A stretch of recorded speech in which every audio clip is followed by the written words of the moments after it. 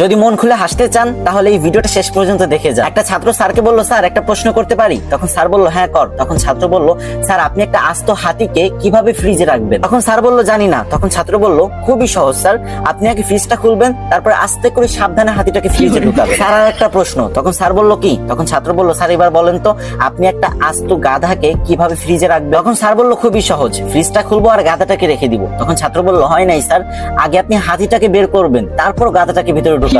তখন স্যার বলল, আচ্ছা। তখন ছাত্র বলল, স্যার আর একটা প্রশ্ন, বনের সমস্ত পশু পাখি সিংহ মামার জন্মদিনের অনুষ্ঠানে অংশগ্রহণ করতে পারবে, কিন্তু একজন ছাড়া, সেটা কি? তখন স্যার একটু ভেবেচিন্তে বলল, মনে হয় বাঘ, কারণ সিংহ আর বাঘ একজন একজনকে দেখতে পারে না। তখন ছাত্র বলল, হয় নাই স্যার, গাধা, কারণ সে তো এখনো ফ্রিজের ভিতরে। তখন স্যার রেগে গিয়ে বলল, আমার সাথে মজা করিস তাই না? তখন ছাত্র বলল, না স্যার মজা করি না তো, আর একটা শেষ প্রশ্ন প্লিজ স্যার। তখন স্যার বলল, ওকে। তখন ছাত্র স্যারকে আবারও প্রশ্ন করলো, স্যার আপনাকে অসংখ্য একটা কুমির ভর্তি নদী পার হতে হবে, কিন্তু কিভাবে?